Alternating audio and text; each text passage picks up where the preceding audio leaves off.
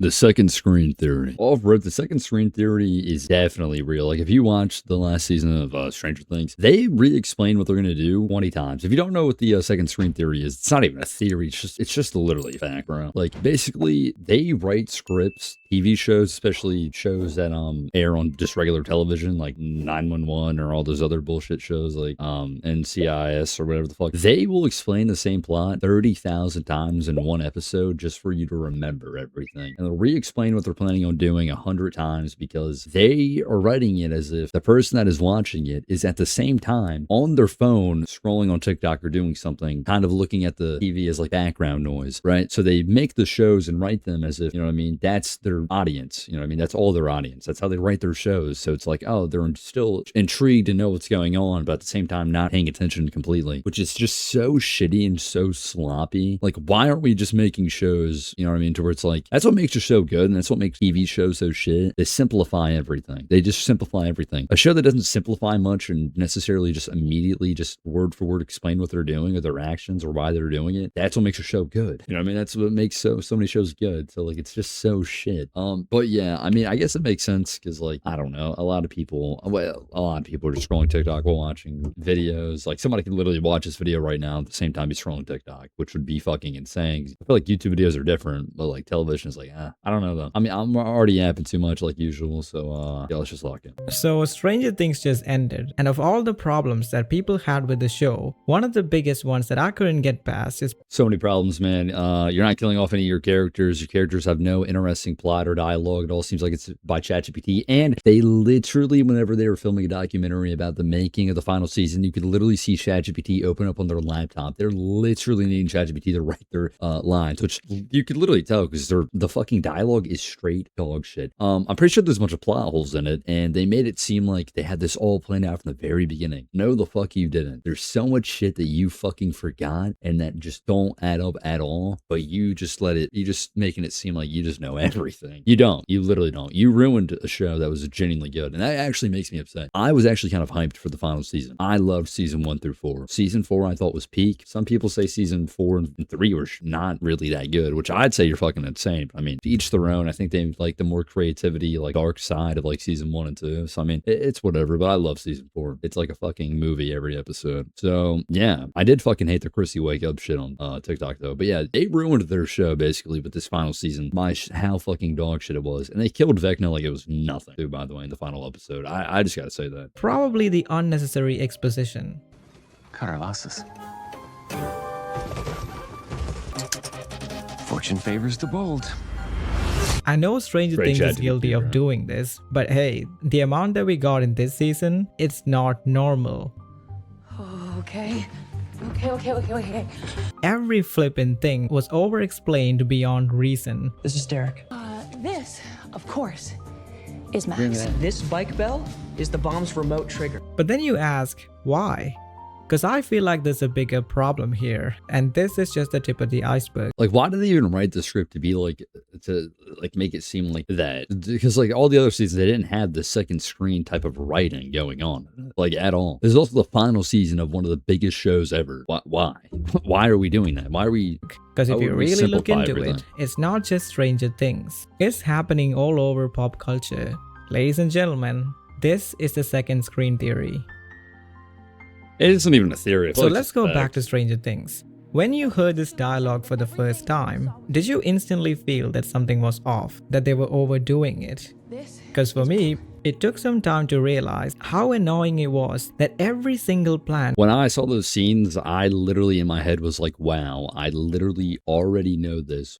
And they've told us this before. Why are we getting this again? Why? was being explained the same. Different characters, different props, but the same style. And that's when I felt like they were treating me like a child. And therein lies the issue. Platforms like Netflix are so guilty of writing casual content that you don't realize how much of it has infiltrated your screen until something like this happens to your favorite shows. Casual viewing, or visual ambience as some people creatively call it, is not really anything new. Think about primetime TV shows and teleserials. They're all filled with casual content, episodes that don't really matter to the overall plot. They are fillers that people can quite frankly not watch and still understand the story. but this usually doesn't impact the quality of a product. I can think of a lot of episodes from Friends which are not particularly that memorable, but as an overall show, as a product, it is one of the best. But the new version of this casual viewing is something. Bro, they keep showing that one show that Millie Bobby Brown and Chris Pratt were in like last year. Bro, I'm pretty sure then that show like cost like, I don't want to say it almost cost $1 billion to make. That would be insane. I don't think it did. I think it cost a lot of money to make though, and it did not make a lot. It did not make a lot at all. But a lot of people hated that. But it makes sense. I'm pretty sure it was just a bunch of CG slop and the story was just shit. So I mean, I don't know. Speaking of Millie Bobby Brown, she's made three Enola Holmes films. I remember when the first one came out, I watched it and I was like, yeah. I was like 10. I was like, yeah. Second one came out and I was like, wow, this actually got a second film. People actually wanted this. And then the third one came out and I'm like, whoa, people actually want to see more of this. I thought this shit was getting shit on. I didn't think people liked it. I don't know. And now they're showing Tall Girl. Tall Girl, oh my god, that's so shit, bro. Else. It's a problem that is destroying the art of cinema. Common. They're all unconscious. What happens when Vecna captures you? So ask yourself the question, why would Robin say this? Because if you know Stranger Things so far, this is something that you could easily imply, and everyone would know it. You don't have to physically say it. This doesn't need to be dialogue. And the exposition goes on. Like a Whitney Houston high note. Robin explains the whole concept. What if their minds are all in the same place? And then to reaffirm, we get this from Mike. I feel like they also just did that to make it seem like their story was so insanely like thought out, and like the plot was so hard to understand that they had to simplify it for you. It's not hard to understand at all. Most of the people watching the show already understand all this shit, and you're just like telling it to us like we're toddlers. Like what? Why? Actually, why? I feel like the Duffer Brothers were on fucking crack when they wrote this final season, in my opinion. I mean, I don't know what was going on. Mike. And they'll have been in Vecna's mind. Literally. They'll know everything. I mean, they'll know where Will is. Where the kids are. They might even know what he's planning. Without giving the audience a chance to come to the conclusions, they explain every little detail of this abstract idea. And at first, I thought this was Stranger Things doing its thing.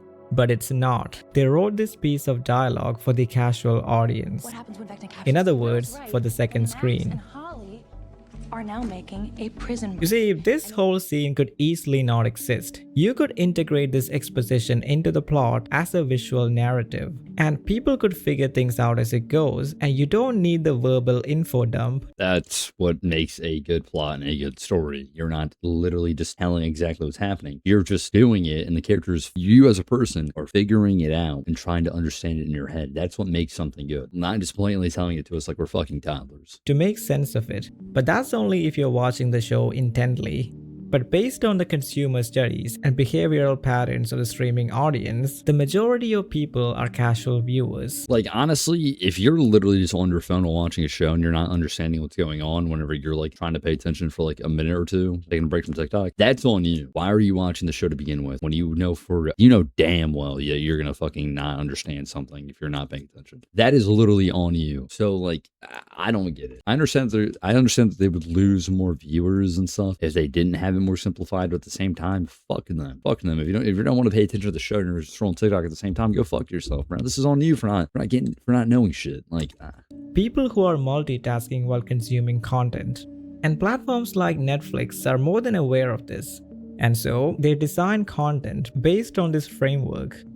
In an Red interview Notice by is The pretty good. Hollywood Reporter, Justine Bateman described how the showrunners are starting to play into this trend. I've heard from showrunners who are given notes from the streamers that this isn't second screen enough, meaning the viewer's primary screen is their phone and the laptop, and they don't want anything on your show to distract them from their primary. Like, that's the most insane thing ever. Oh yeah, we have to make our show more simplified and dumbed out because people aren't actually going to be watching our show like locked in on it. They're just going to be on TikTok or some other stuff. So we have to make the show dumbified and basically made for fucking idiots and just re-say everything that's going on so they can understand it, because TikTok's what's more important. So we're not as important, so we just have to keep it kind of chill, not really that elaborate. What the fuck? It's the dumbest thing ever. Screen, because if they get distracted, they might look up, be confused, and go turn it off. And this is basically why you get descriptive dialogue like this. We don't stop until we're goddamn sure that wrinkled, noseless, rotting bastard is dead and gone and never coming back. She's been training for this, and she's not alone. She's got Kali and Max, and I'm sure Henry's dead, and if he's not, he will be. This is not how normal people talk, but to make sure the ambient audience gets the best experience possible, they explain everything like you're 5 years old. Now imagine if you were multitasking and this scene was not exposition.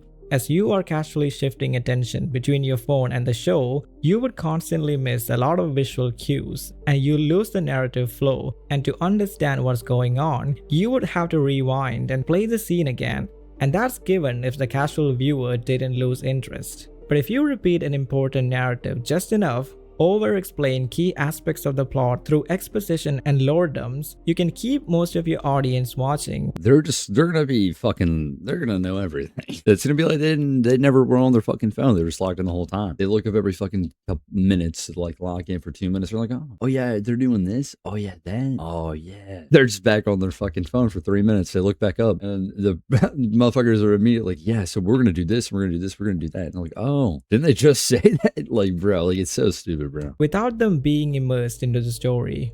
And that's exactly the majority of content on streaming platforms. Apart from some well-known exceptions, they're not exactly that different from online content farms.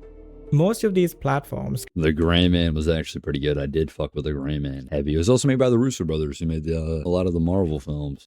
Did they? Pretty sure. I think. Yeah, I did fuck with that film heavy. I wanted a sequel. I wish they had a sequel to that shit though. I'm not gonna lie to you. I fuck with that shit heavy. That was a good film. Have pretty generic titles that are designed for casual algorithmic viewing, and they're dumbing down the stories and flattening genres to appeal to the general audience. And this is snowballing into a massive problem.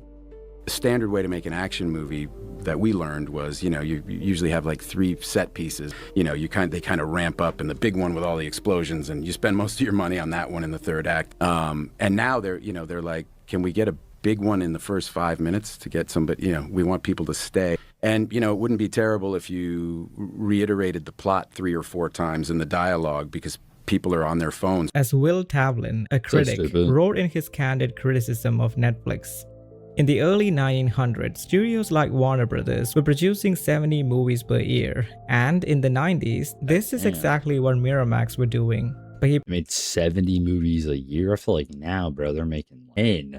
Maybe. I'm gonna be dumb for saying that. I don't know. Points out that the difference between Netflix and these studios is that the latter had a business model that rewarded cinematic craft. So if you made a good film, more people would go and watch it, and the more profit that you make on it. But if you made a bad movie, there were consequences. It was a straightforward model that made sure the studios strived for perfection.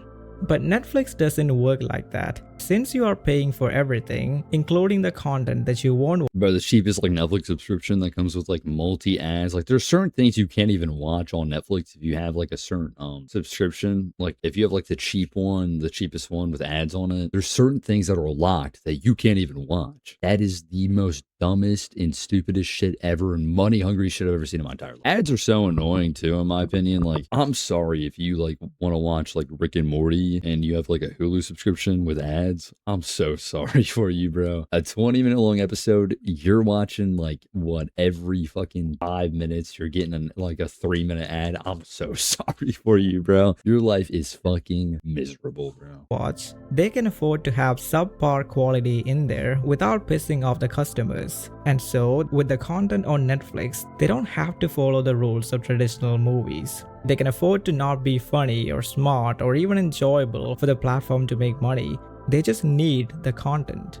Look at what happened to the Electric. You can tell that too, though, because a lot of the shit that they make on there is just not good at all. Or it'll be like sequels to films that weren't even good to begin with. They got shit reviews and they just make another one. They're still just to make profit off of it, which is just so insane. State. This was a movie that had a $300 million budget, and with all the hype surrounding it, you'd think that it had an intention to do well. Well, if you're spending that much money, you'd better hope so. But if you know anything about the book the movie was adapted from, yeah, it was nothing like it at all. Not only did it fail to capture the true meaning of the original story, but it failed as a movie in general. It was one of the biggest flops of 2025. But this is the problem with a platform like Netflix. Even though this was a significant portion of their annual budget, they just brushed it off like it was nothing and moved on from it. And the thing is, there is no way of knowing how much Netflix lost on this project, because the way a streaming platform functions, this cannot be a John Carter. There is no public shame for the studio because we don't even know how much they lost from this. But the way streaming works, you probably didn't enjoy The Electric State, clicked off of it, but to fill up that time, you probably clicked on another title anyway, meaning indirectly, 100%. you made a conscious decision that makes sure that you keep your subscription for the next month. So for Netflix, Netflix is like no movies like that ass like at all. If you go in like any category, you will see the same film 8 times. Like if you go in a category that's like comedy films, you'll look at it and be like, oh, let me go to the next one. And it would be like, they have a lot of, I think, categories that are just the same thing, just differently worded. And it's so stupid. They'll have like thriller films. You go one below, you see horror films. Just the exact same list, basically, almost. even though they have nothing on released there a for, like, horrendous 100 movie, films. it doesn't really bother them. But all of this to say, streaming is contentifying cinema. And if you look at the way some of your favorite shows and movies on these platforms are being structured, you'll be amazed to see how much of them resemble social media content. For second screen viewing, you don't just see how much of them resemble social media content. For I'm not going to go back. second screen viewing, you don't just need a few narrative hooks, you need a lot of them. Because you don't want someone's attention to dwindle while they're on their phones. Whenever the casual viewer looks at the screen, it better not be boring. Although narrative hooks have been part of visual storytelling since the beginning, streaming has made sure that it is perceptibly constant.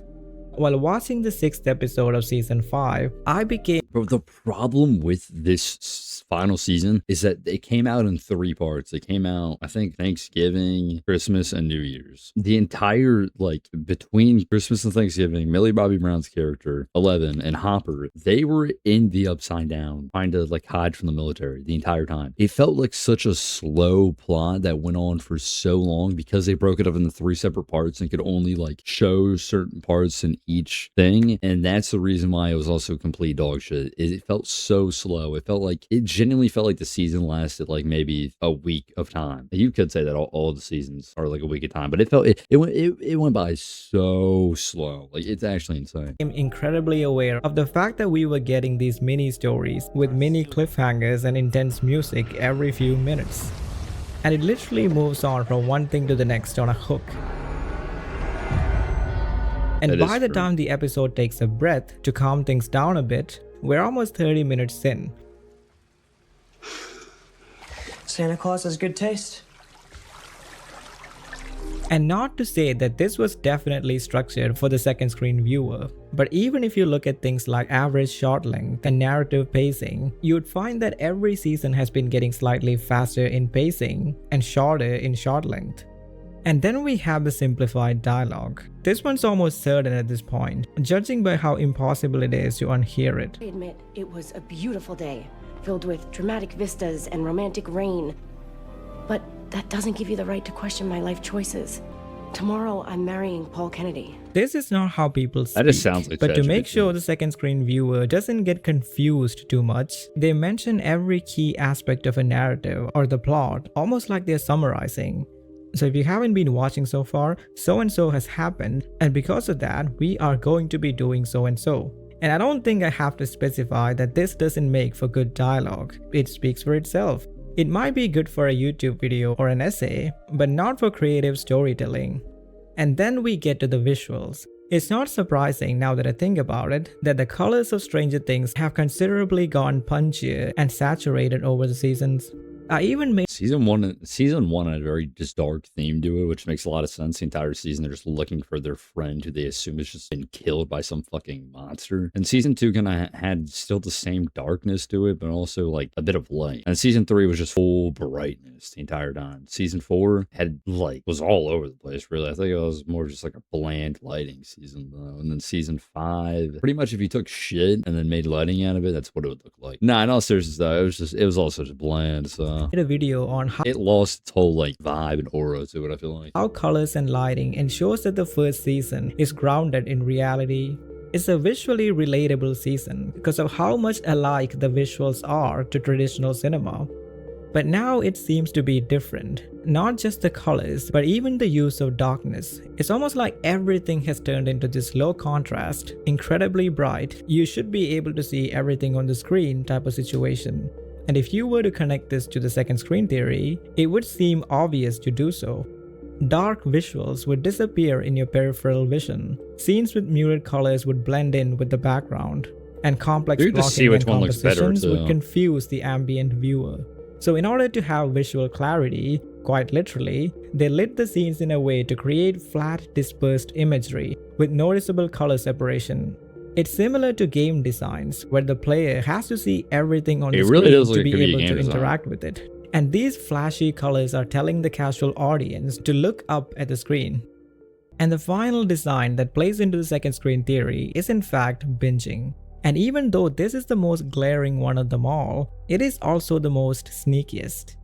Although cliffhangers are part and parcel of visual storytelling, especially in a series, it's almost accepted on streaming. It's crazy how almost every episode of a series makes sure that it ends on a high uncertainty. It's Definitely Stranger Things, 'cause they had 3 separate things to it. And so 2 of them had to have very like high stakes to the ending. That just ends just like, ugh, you know what I mean? Because there were parts, like 3 parts of it. So these 2 parts in between they had to have a major thing to leave off on to connect to the third one, right? This part, right? Thanksgiving had to have a part that would be major cliffhanger for the next part coming out on Christmas. And that had to have a major part for the next part coming out on New Year's. So it, you know what I mean? Every couple of episodes, you're just getting, every like 3 episodes, you're just getting some random ass crazy cliffhanger for an episode. And it seems like a little too dramatic. So I'm in. like clockwork. It is enticing. Something that makes sure you click on the next episode. Now, if you were the second screen viewer, this would pique your attention at the exact moment when the streamer wants you to look at the screen. It doesn't matter how much you were paying attention throughout the episode, but now that you're about to end the episode, they want to create a sense of intrigue so that your brain tells you, I want to see what happens next. And then you turn the next episode what a lot into of shows visual do. noise, and the cycle progresses. But if you have noticed something with these design elements, it seems like you're on the right track. Because am I kidding myself? Or isn't this the exact way to cater to social media? If someone gave you advice on how to get better on YouTube, isn't this the sort of advice they'll give you? Bright thumbnails, constant Literally, hooks, visual clarity. This is the same formula that you apply for making better content. Not cinema, but content. And then again, why does it all matter? Why does it matter that you have to pay attention to the screen? Why does it matter that Netflix designs their shows like TikToks? Why do I care if I'm enjoying the experience anyway? Well, it's simple. If I'm paying money for something, I just want the best possible experience. I have read The Electric State. It is a beautiful visual novel. But if you are That spending the actually net looks cool. worth of an entire country to adapt it into a film, at least make sure you get it right. Ensure it doesn't turn into slop that people forget That actually does look like slop compared to I think it was like fan art of how the book would look if it was a real. Completely different. in a Like, couple of weeks and gets buried somewhere in the algorithm. And I'm not saying that all shows and movies on a platform like Netflix are completely designed with these rigid second screen viewing directives. Dark. With certain shows, you can clearly Dark's a show that I really wanted to watch, but I kind of like saw the ending on YouTube randomly, and it just kind of like ruined all hopes of me wanting to watch it. I did try to watch it when I was younger. When I was like 10. That shit scared the fuck out of me though. tell how much creative control the filmmakers had. But with the final season of Stranger Things, I couldn't help but compare it to mass content that is designed for marketability rather than actual storytelling. There's content and there's cinema. They are not the same. But the more oversimplified movies get, the more oversimplified visual stories get, the more indistinguishable they become from content. They become second screen experiences that don't require any kind of active viewing. And that, ladies and gentlemen, is how you destroy the art of cinema. And no one wants to see that. And I'll see you in the next video.